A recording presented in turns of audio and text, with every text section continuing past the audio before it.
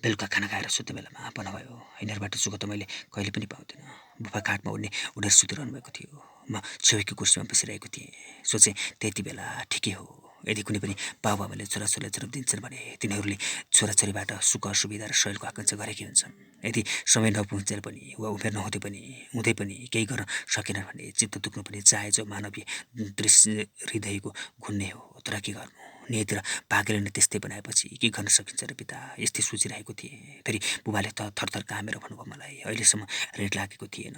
फेरि मैले सोचेँ मनमा नै, त्यति बेला दोहोरो बातचित हुन सकिनँ। किनभने मैले कुनै पनि कुराहरूको प्रतिक्रिया दिन सकिनँ र सक्दिनँ थिएँ, चाहन्नथेँ पनि। किनभने म बुबाको हृदयमा चोट दिन चाहन्नथेँ। ऋण त लागे बुबा।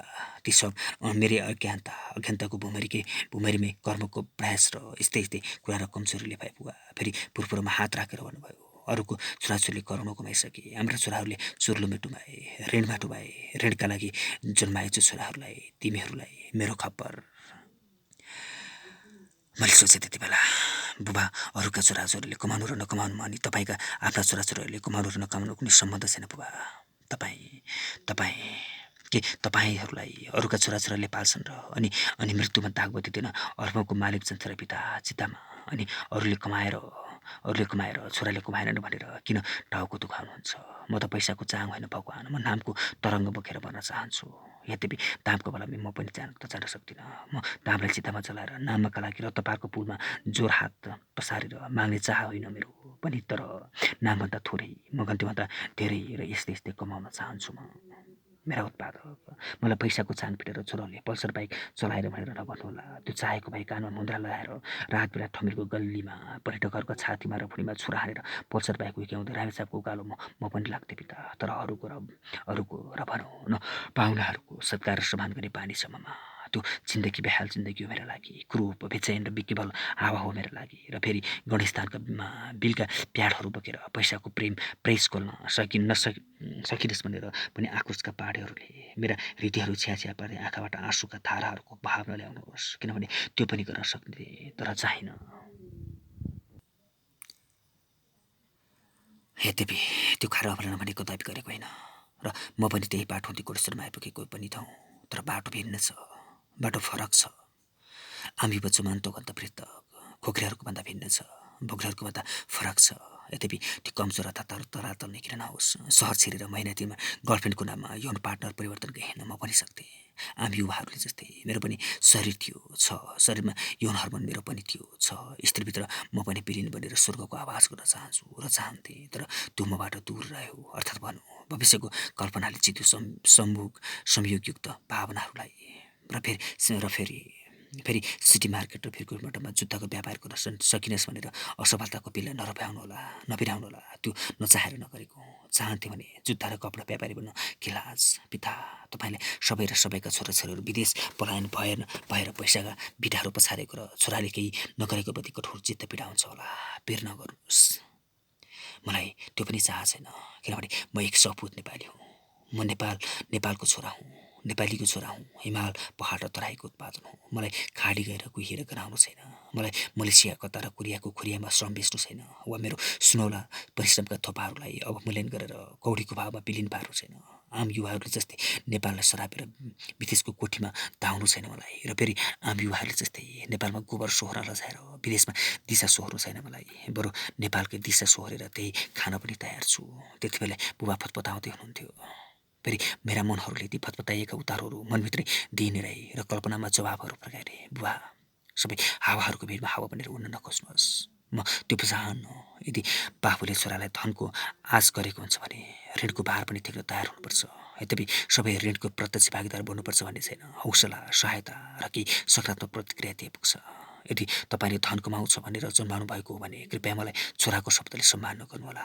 धन कमाउन त नोकरहरू राख्न सकिन्छ, कामदार, कार्यकर्ता र सहयोगीहरू राख्न सकिन्छ। ठुला उद्योगपतिहरूले धन आर्जनका लागि कामदार राख्छन् र धन प्राप्त गर्छन्। मलाई बुबाले छोरा या छोरी जीवन पनि के फरक भयो र? यसको कथा तपाईँहरूलाई पनि थाहा छ कि अब उद्योगपतिहरूले प्रत्येक उद्योगका मजदुरहरूलाई रगतको सम्बन्ध छ भने पनि यद्यपि सम्बन्ध गाढा र प्रगाढ हुनुपर्छ, चाहे त्यो कार्यकर्ता वा मजदुर होस्। र त्यसै हो भने छोरा र छोरीका लागि श्रीमतीहरू बटुल्न चलेकी र पैसाका लागि नोकरहरू राखेर छोराको सम्बन्धले जिन्दगी चलाउनु के भयो र? फेरि त्यसो भन्दैमा छोराले ऋण लगाउनुपर्छ भन्ने छैन। म चुप लागिरहेकी थिएँ। फेरि बुबाले भन्नुभयो, मेरा रगत र पसिनाहरू सबै चुसेर खायो। अलिअलि भएको सम्पत्ति पनि मेट्यो। नासकारी रहेछु, कुलाङ्गा रहेछु, पत्रो र बेचेत रहेछु। मलाई फलानु जस्तै बनायो, तिलानु जस्तै बनायो, मेट्यो।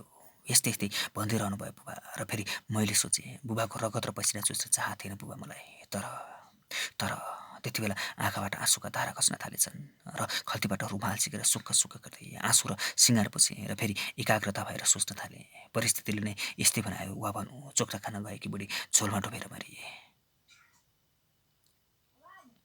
चट्टानको आशामा गरेको श्रमको प्रतिफल केवल रसायन बन्छ भने के भन्नु? सायद मेरै गल्ती र कमजोरी हो। मैले जीव विज्ञान बुझेर व्यवहार गर्नु पर्थ्यो।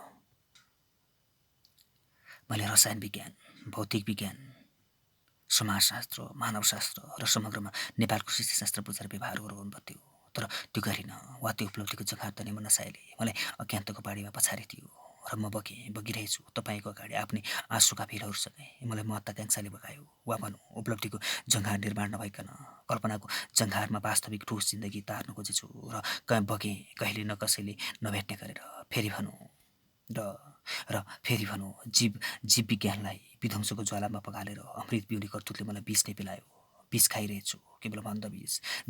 जीवन विज्ञानको अवहेलना गरेको पापको फल भोगिरहेछु। समग्रमा जीवको हिंसाको प्रतिफल भोगिरहेछु। अरूका शरीरहरू टुक्रा टुक्रा पारेर चोटा पारेर दारा र नङ्ग्रा काटेर चपाईको प्रतिफल भोगिरहेछु। वा समग्रमा पाप गरेँ। हुन त पाप गरिनु भन्नेहरूले पनि किरा फट्याङ्ग्राहरू कुल्चेर पाप गरिरहेका हुन्छन्। अवश्य पाप त गरेकै छु, भोलि पापको आशा त गर्दिनँ नै।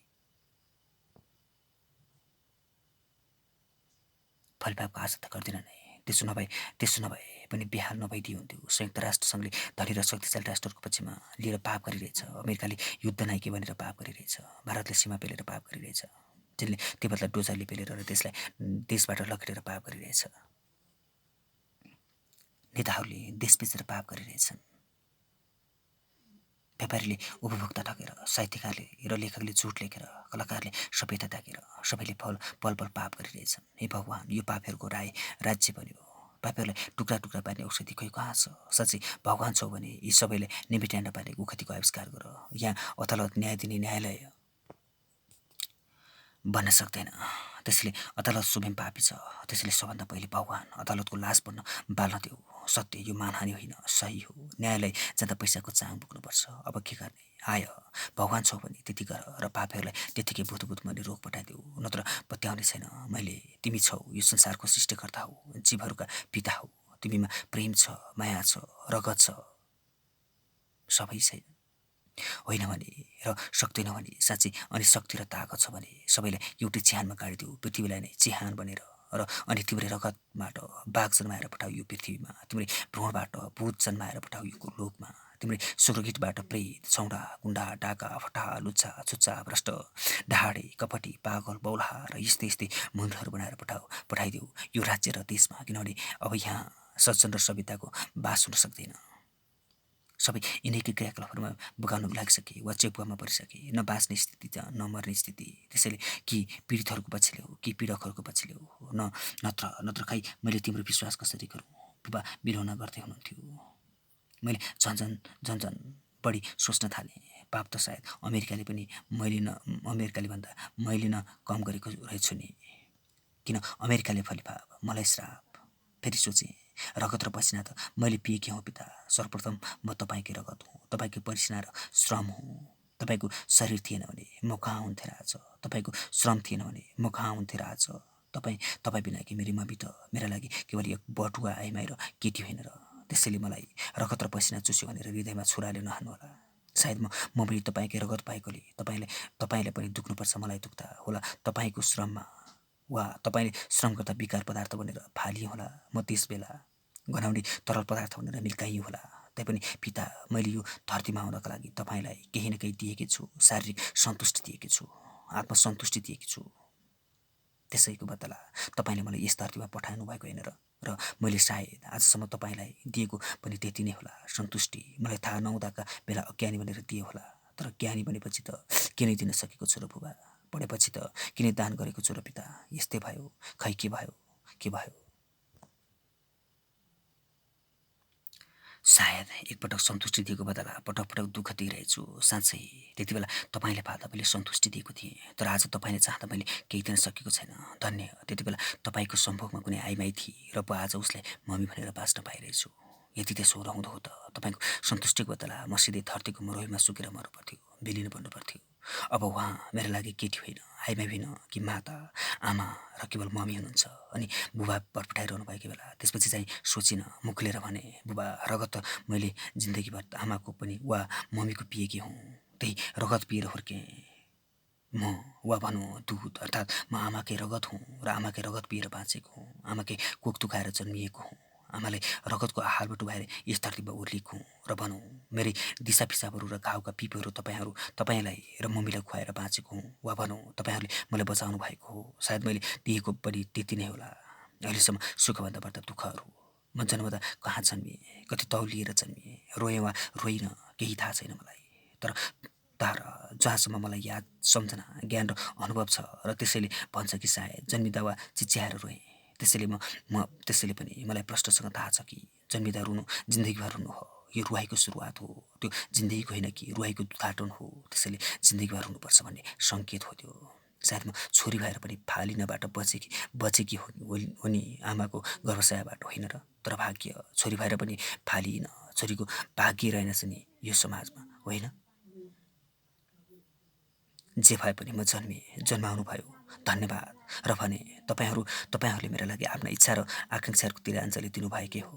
तर अफसोस, मेरो दुध चोरी बिरालो तपाईँहरू आफैले बनाउनु भयो। वा भनौँ कलिलो उमेरमा अर्थात् 18 महिना पनि नबित्दै तपाईँहरूले भाइ पाउनुभयो, जन्माउनु भयो र मैले कम्तीमा 5 वर्षमा चुस्नुपर्ने आमाको छाती 18 महिनामै त्याग्न बाध्य हुनु पर्यो वा अमृतपानबाट छुटकारा पाउनु पर्यो। त्यो मेरा लागि सबैभन्दा घातक र पीडादायी अवस्था थियो बुबा। त्यसैको परिणाम आज म दुब्लो र पातलो शरीर बोकेर हिँडिरहेछु। के तपाईँहरूले मेरा लागि भाइ जन्माउनु भएको हो र? सायद त्यो तपाईँ आफूहरूको लागि होला, सन्तुष्टिको लागि होला। यदि भाइले सन्तुष्टि दिँदैनथ्यो भने त्यही भाइलाई यस धरतीमा आकार दिएर पठाउनुहुन्थ्यो र। त्यसैले पनि स्वार्थपूर्तिकै खातिर मलाई जन्म दिनुभयो र फेरि त्यही स्वार्थपूर्तिकै खातिर भाइलाई जन्म दिएर मेरा स्तनपानका सम्पूर्ण अधिकारहरू हरण गर्नुभयो। त्यसमा पनि केही भएन र माने स्वीकार गरेँ। विशेष त सूत्रहरू मार्फत थाहा पाएँ कि तपाईँहरूले मेरो लागि ठुलो दुःख गर्नुभयो। सुने शरीर दुब्लो पातलो र बेहाल भए पनि भएका बेला धामी झाँक्री र कहिलेकाहीँ डाक्टरलाई पनि लानुभयो। तर सबै तपाईँहरूकै लापरवाहीको परिणाम थियो। किनभने स्तनपान गरेर अमृत पिउने बेलामा वस्तुभावका विष पिलाएर मार्नुभयो। डाक्टरभन्दा बढ्दा धामी र झाँक्री कहाँ लानुभयो त्यो पनि स्वीकारेँ, किनभने समय नै त्यस्तै थियो। त्यति बेला धामी र झाँक्रीको इज्जत थियो, अहिले डाक्टरको इज्जत छैन। उति बेला धामी र झाँक्रीलाई घिउ र भात खुवाउँथे, अहिले डाक्टरलाई लाठी र मुग्रा खुवाउँछन्। सबै समयकै र समयका नाममा विध्वंसको नाटक गर्ने नाटककारहरूकै खेल हो बुबा। जे भए पनि मलाई बचाउनु भयो, त्यसमा पनि फेरि कोटी कोटी धन्यवाद। म धन्य छु, तपाईँहरू धन्य हुनुहुन्छ। मलाई अझ याद नभए पनि तपाईँहरूले मेरै भविष्य निर्माणका खातिर विद्यालय भन गरिदिएको स्पष्ट सम्झना छ। कापी कलम किताब र छोला जुत्ता आदि ड्रेसका लागि कान्तिपुर र नाम्लोपुरको कथा म सुनाउन सक्दिनँ बुबा। मेरा आँखाबाट अमिलो पानीका धार अनायासमै बगिदिन्छन्। त्यही नाम्लोको सहायतामा म आज यहाँ र यो अवस्थामा आइपुगेको छु। चाहे त्यो अवस्था जस्तोसुकै होस्, मलाई तपाईँको नाम्लोको ऋण छ, मलाई तपाईँको परिश्रमको ऋण छ, तपाईँकै श्रम र पसिनाको ऋण छ। त्यो मैले अवश्य तिर्नु छ। उहाँले भन्नुभएका सबै कुराको वास्ता नगरी फेरि भने, बुबा तपाईँले विद्यालय अध्यापनका लागि स्वतन्त्र रूपमा छोडिदिनुभएका सम्झनाहरूप्रति म कृतज्ञ छु। अरूको जस्तो बालबच्चाहरूलाई डोक्रो नाम्रो गराएर मलाई बन्जक लपटाउनु भएन, त्यो त्यसैमा आभारी छु। यदि त्यसो नहुँदो हो त म आज कुन कुनामा जिन्दगीको भिख मागिरहेको हुन्थेँ। थाहा छ तपाईँहरूले मलाई जिन्दगी मात्र दिनुभएन, भविष्य पनि दिनुभयो। काठमाडौँ छिरेर पैसाका चाङहरू नथुपाएर पनि केही प्रतिक्रिया दिनुभएन लामो समय। त्यसैको प्रतिफलका रूपमा औपचारिक र अनौपचारिक अध्ययनलाई व्यापक बनाइरहेको छु। त्यसैको ऋण पनि थपिएकै छ बुबा। अर्थात् भनौँ संसारको एक ऋणी हो म। प्रत्येक पललाई सहँदै र स्वीकार गर्दै आउनुभयो भने यो पल र ऋणलाई किन स्वीकार्न सक्नुहुन्न बुबा? स्वीकार्नुहोस्। मसँग तपाईँको वा तपाईँसँग मेरो मुटुको सम्बन्ध छ। तिरस्कारका बाणीहरू खान सक्दिनँ बुबा। तपाईँलाई पनि थाहा छ, प्रेमीले मेरै प्रेमको मलामी बनेर मलाई आर्यघाटको चितामा लम्बसार पारेर लडाइरहेछन् र म पल्टिरहेछु चितामा। अब आगो झुकेर जलाउने काम नगर्नुहोस्। यो चितामाथिबाट बाँच्ने मन छ, रहर छ, इच्छा छ। मेरा लागि प्रेमको संसारमा कुनै ठाउँ हुँदैन छ। त्यसलाई पनि आँसु अब बढी पिर नदिनु। म सहन सक्दिनँ। आफूभन्दा छोरो अगाडि रहेको कस्तो लाग्छ? छोराको मुखमा दाग हेरिदिएको कस्तो लाग्छ? यदि सक्नुहुन्छ भने पोपुहरू सहरसँगै पुग्दैन राख्नु सक्नु नाम्लो बदलेर मेरो ल्याक्स खानको लागि, मेरो शरीरका मासुका चुक्ताहरू खोल्नुको लागि। मलाई त्यो पनि थाहा छ कि बाटो खिच्नका लागि मेरो पनि मलाई जानेको प्रशस्त समाजमा घर भएर बाटो पुग्नका पनि व्यापक समाजमा यहाँ त मरेको सदनमा महत्त्वपूर्ण बाटो हुन्छ। यहाँ चिता र आर्यघाटभन्दा महत्त्वपूर्ण त क्रियादेश हुन्छ। क्रिया खाएर मोटाएको लुगाको जन्मेर जान्छ। फेरि पनि मैले के भन्नु बिचरा यहाँ चियाको चुस्कीमा रमाउनु खोज्नेहरूलाई के भन्नु? तपाईँले मेरो मन मारेर आफ्नो च्यान बनाउनुहुन्छ भने पनि म तयार छु, किनभने तपाईँको ऋण छ। त्यसैबाट ऋण चुक्ता गर्न चाहन्छु। तपाईँ मेरो पर्छन् एक दिन मेरो पनि मात्र अहिले त यी दिन र रातहरू मेरो लागि आइपुग्यो। अरूका दिनहरूमा काटिदिन्छ आफ्नो जिन्दगी, मात्र एक दिन आएपछि रातो सबै दिन मेरो लागि आफ्नै जति लाग्नेछ मलाई। अनि त्यति बेला म आफ्नै रगत र पसारी जुसारी खुवाउनेछ तपाईँले त्यति बेला नाचिरहेको हुन्छु भने संसारमा सन्त कमको र निर्मसाहरू किन आफूले आफूले कुलाङ्गार हुँदा कुलको अङ्गार सक्छ आफूले कुलमा ढाड भगाएर बेचेकी भनेर बाँचेका लागे आफैलाई। र फेरि सोचेँ म त यो परिवर्तन बेचेकी हुन्छु। यथार्थबाट तल फेरिको कल्पना गर्छु। टुप्पीको र चौकीको चमकले देखाउन चाहन्छु। अझ हाँगा काटिएको छातीको मृत सब्जी बिहान्छु। सबहरूले आफ्नो निहित स्वार्थ पूर्तिका लागि जलाउने एक ज्वाला रहेछु र आफैमा जलाएभन्दा बढी सिक्ने अन्धकार रहेछु भनेर बाँच्ने कुनै नाटक पनि आफैले सोचेँ। म संसारमा व्याप्त भएर बिहार र परप्रस्त व्याप्त भइरहेछु। चाहत थियो तिनीहरूलाई रोक्ने र दूरदृष्टि लगाएर अन्धकारलाई छलफल गर्न सकेँ। कहिले सफल भएर जस्तो, कहिले विफल भएर जस्तो, कहिले कस्तो कस्तो। त्यति बेला सोधेँ बुबा एक्लै सोचेर भन्दैन। म पनि कहिले हुँदैन, कहिले आँसु बस्दैन, कहिले मुख डुबाएर आँखाबाट आँसु बस्ने गर्थेँ, कहिले उल्टो पर्नुहुन्थ्यो बुबा, कहिले उल्टो पर्नु, कहिले लामो श्वास गरेर खुइलो गर्ने, अथवा भनौँ दुवैमा निराशाको बादल घनको रूपमा लागेको थियो। हामी दुवै हराएका थियौँ। जिन्दगीको यात्रा सायद कहिले नदेखिने गरी